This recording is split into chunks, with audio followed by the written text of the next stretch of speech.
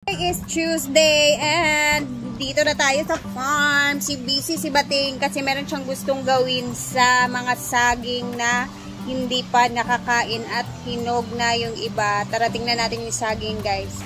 Ito yung banana. Hala, di pang kaon naman dahil sa kuan.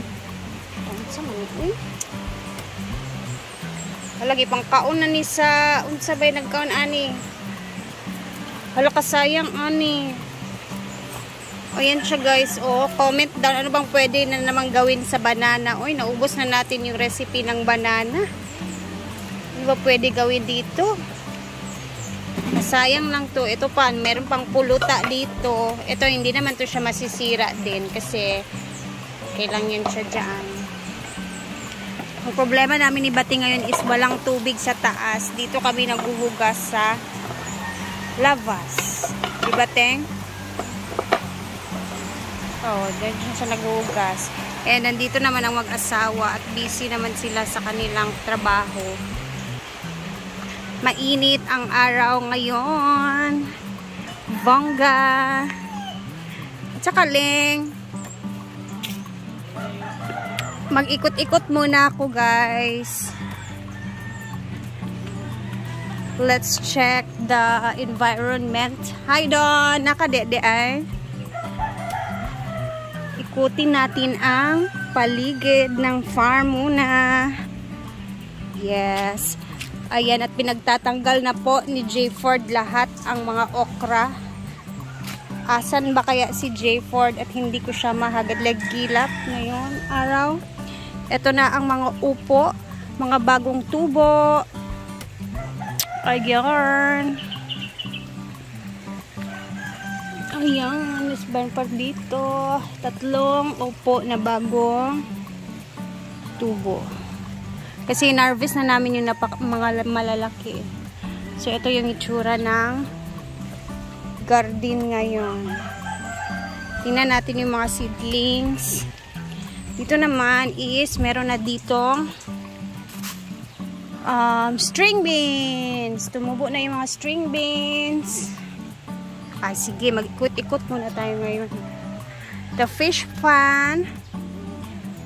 Mataas ang tubig ngayon. Ito siya, guys. Hindi to siya damuha. This is saluyot. Gamot. Pwede din yun siyang anuhin. Saluyot po yan. Pwede natin siyang ilagay sa pagkain or mga sahog-sahog. Tapos, dun muna tayo sa kabila. Mag-ikot-ikot lang muna ako. Habang wala pa akong ginagawa. Dito mo tayo. And finally, nandito na nga pala. Asa na si Ma'am Shiji, Teng? Ito sa tindahan? Meeting. Karating lang po ni Ma'am Shiji. Nandito na po siya sa farm. Hindi ko lang siya naabutan. Yung maleta lang niya. Wala, J-Ford. Naabutan ko lang yung maleta na nandun na sa taas. And, ayan, dito tayo. Ayan. Walang katao-tao. Martes na Martes. Siyempre, yung ibang mga paaralan ngayon may pasok pa din. Kaso yung kinadiday is napakaaga talaga ng sim break nila. Last week, wala nang pasok. So, walang tao. Hello, walang tao. Yung mga tinanim namin ni Madam dito.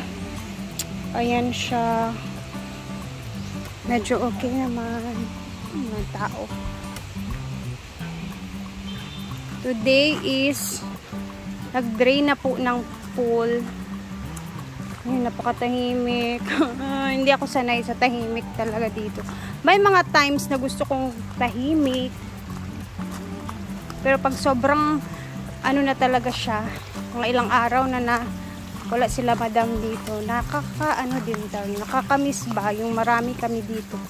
Ito naman yung itsura ngayon sa mga bougainvilleas ni Brenda. And yung mga mayana sa likod, nagsi-anuhan na.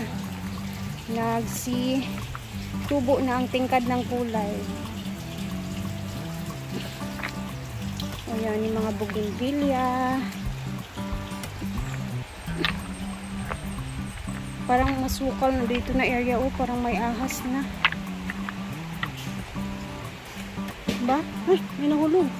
Ang nakakatakot lang dito guys is yung mga puno sa taas ng mga niyog. Minsan nahuhulog talaga siya. Dito naman ni banda yung basurahan noon pero nilipat na. Ang dami ng bougainvillea. Parang ang sarap dito magluto ngayon banda. Habang hindi kami busy. Namiss ko din magluto sa ilog kaso parang nasira yung ilog guys kasi hindi na nila tinapos. Yung nagtrabaho dyan. Hindi na nila tinapos yung ginawa nila. Hello Doy! Good morning! Baba nga tayo. Sarap kaya magluto dito kaso lang yung mga bato ba hindi ko na siya bet kasi dahil yung mga bato ayan ganyan lang yung itsura, hindi na nila tinapos yung trabaho nila dito. Ewan ko, parang ginilid lang nila yung mga bato dito na parte. Sarap pa naman dito mag content, magluto. Kaso parang hindi na siya maganda tingnan kasi ang mga bato ang lalaki. Parang siya. Nawala yung beauty sa ilog dito banda. Yan Tapos itong mga mesa dito minsan na lang nagagamit.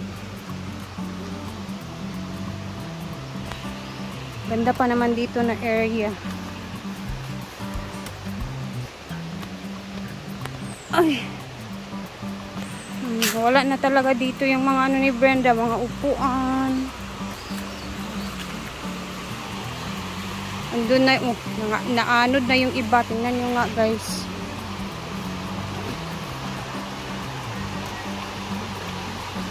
Bakit kaya nila hindi kinukuha itong mga kasi magagamit pa naman yan siya Ayan Ayan. Sira na talaga siya Ito naman, pwede pa naman ata yan siya magamit. Ayan Tapos yung mesa nandun na. Sayang ba? Wala na. Dito meron pa dito yung mga upuan din. Yung mesa dito lang din. Magagamit pa naman siguro to. Pwede naman siya ipatong lang dyan. Sayang. Ay. Siguro hindi na din gagamitin yan ni Madam or hindi ko alam kung ba't hindi kinukuha yan.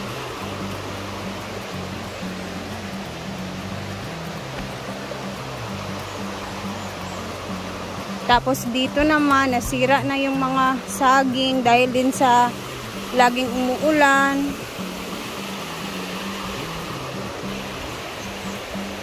Ang ganda din sana dito guys. Dito banda Ayan. Dito na view. Tapos pag ganun yung view mo. Diba? Pwede. Or let's see. Or pag ganyan. Pwede naman. Sayang. Ito kasi nakakatakot dito pag lumakas bigla yung ang laki kaya ng gastos ni Madam dun sa mga tables niya. Sayang ba? Sobrang sayang. So good morning sa inyong lahat. Mag-ingat tayo lagi sa ating mga ginagawa. Ayan. Nag-tour lang si Rhea saglit para makita din ninyo yung itsura ng hinaguan ngayong araw. And ayan, nakita nyo naman medyo mainit ngayon, mamayang hapon. Tingnan natin kung ano na naman yung itsura dito sa weather ng Hinaguan Nature Park. Ay, so magbisi-bisihan muna kami. At ako'y magluluto din mamaya. So, see you later! Keep safe everyone and thank you for always watching. Bye!